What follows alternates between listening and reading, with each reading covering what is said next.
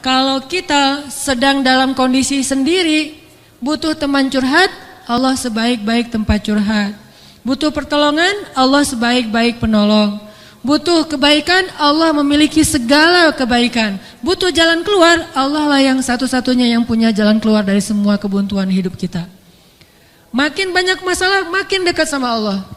Enggak apa-apa kalau kita ngerasa, saya mah enggak pede dekat sama Allah. Kenapa? Saya banyak dosa. Kalau gitu dekat sama Allah sebagai pendosa. Gimana dekat sama Allah sebagai pendosa? Tadi, Rabbi zalamtu nafsi faghfirli. Ya Rabbi, saya menzalimi diri saya sendiri, maka ampunkanlah dosa saya. Deketin Allah dengan minta ampun. Nggak pede datang ke Allah. Kenapa? Soalnya takut ngecewain Allah. Kan kita udah minta, nanti Allah ngasih. Udah gitu namanya manusia, kadang-kadang kalau udah selesai dari masalah, balik lagi dia. Jauh lagi dari Allah, lalai lagi, dosa lagi, kan suka gitu. Karena kita masih kayak ragu sama kemampuan kita, saya bisa nggak ya istiqomah? Saya bisa nggak ya taubatan nasuha? Daripada nanti saya udah minta sama Allah, Allah tahu banget kalau saya tuh masih labil, kan nggak enak. Udah nggak apa-apa, kita berbuat dosa, datang lagi sama Allah. Dosa lagi, datang lagi sama Allah. Kapan sih Allah pernah putus asa mengampuni dosa hambanya? Yang ada itu adalah hambanya putus asa minta ampun kepada Allah. Allah mah nggak pernah putus asa. Nggak ada kalimat satupun di Al-Quran dan hadis Allah bilang gini, saya nggak akan ngampunin dosa kamu lagi. Kenapa? Udah 3 kali saya ampunin, kamu ulangi. Nggak pernah Allah ngomong kayak gitu. Baik di Al-Quran nggak pernah, di hadis nggak ada. Baik hadis Nabi nggak ada, hadis Qudsi juga nggak ada. Nggak ada cerita Allah itu ketika kita datang pertama ya diampunin, datang kedua ya udah deh, datang ketiga ini terakhir ya. Allah nggak pernah ngomong gitu kan?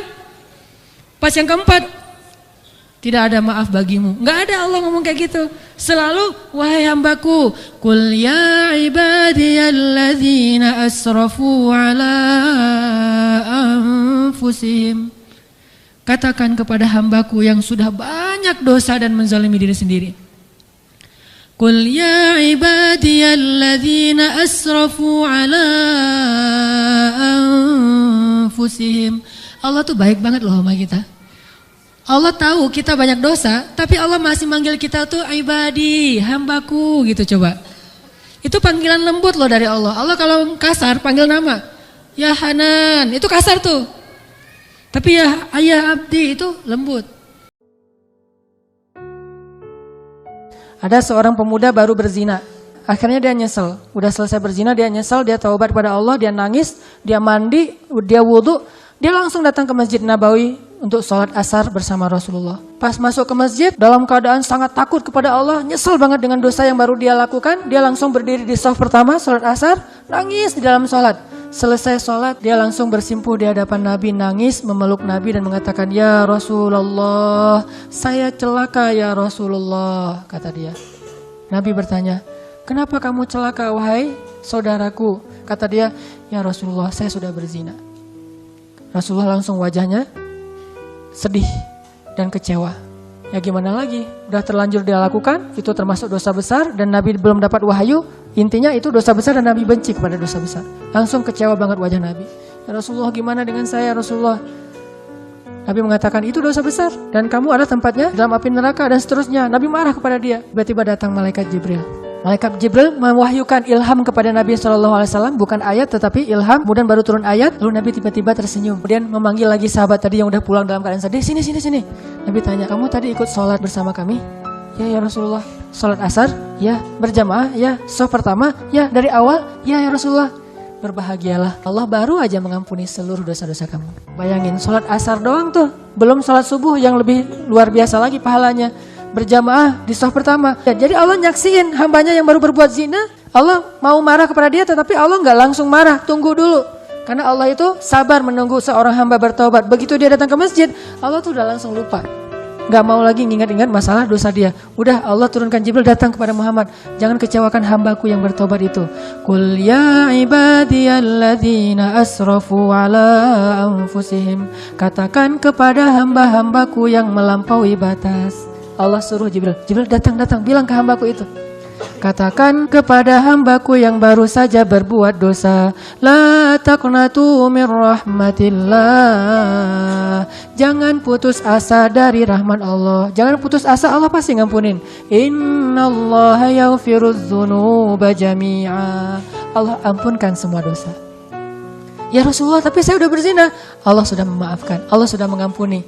Ya Rasulullah, kata sahabat itu, apakah ini hanya berlaku untuk saya saja? Kata Rasulullah, ini berlaku untuk kamu dan orang-orang seperti kamu. Bayangin, orang yang banyak dosa datang ke masjid, Allah hapuskan dosanya.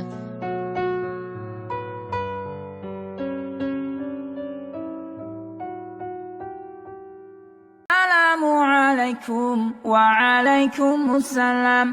Assalamualaikum waalaikumsalam. Sesungguhnya Allah lebih bahagia lagi kepada seorang hamba yang beristighfar dari bahagianya seorang laki-laki yang lamarannya diterima oleh perempuan yang sangat dia dambakan. Apapun bentuk kesenangan dan kebahagiaan yang diekspresikan oleh siapapun di muka bumi, sesungguhnya Allah lebih bahagia dan lebih senang lagi terhadap hambanya yang beristighfar. Coba, kurang baik apa Allah sama kita? Apa untungnya Allah bagi Allah kalau kita istighfar? Gak ada untungnya sama sekali. Kalau kita diterima cinta kita, itu untungnya gede banget kan? Itu yang kita harap-harapin gitu. Hampir aja main dukun. Coba kalau ditolak, pasti udah main dukun. Untung diterima. Allah lebih senang lagi daripada. Jadi kalau teman-teman ngebayangin ada seseorang yang lagi happy banget, lagi excited banget terhadap sesuatu, Allah lebih excited lagi terhadap hambanya yang beristighfar. Kalau pengen buat Allah tersenyum, istighfar. Astagfirullahaladzim. Begitu kita istighfar, Allah ketawa. Dan itu memang kayak gitu hadisnya. Ketika Nabi membaca doa safar, kemudian Nabi di akhir mengucapkan kalimat istighfar, lalu Nabi menutup dengan kalimat faman yaghfirudz dzunuba illa anta. Siapa yang akan mengampuni dosa selain Engkau ya Allah? Lalu Nabi tertawa. Nabi aja bilang, Allah tuh tertawa loh kalau kita istighfar. Allah tuh nggak pendendam kayak kita.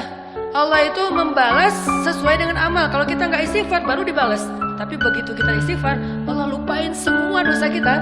Seolah-olah kita nggak pernah ngecewain Allah sama sekali. Allah hilangkan semua catatan kita. Kita datang pada Allah, Rabbi astaghfiruka wa atubu ilaik. Hambaku langsung dipeluk sama Allah seolah-olah.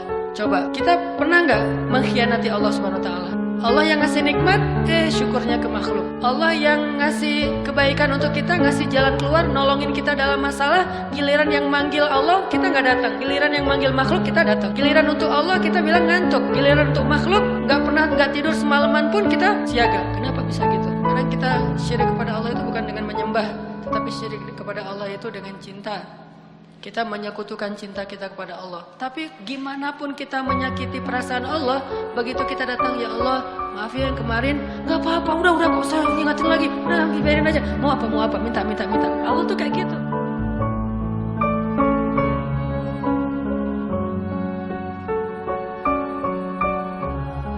Segala puji bagi Allah yang udah ngasih kita hidayah seperti ini.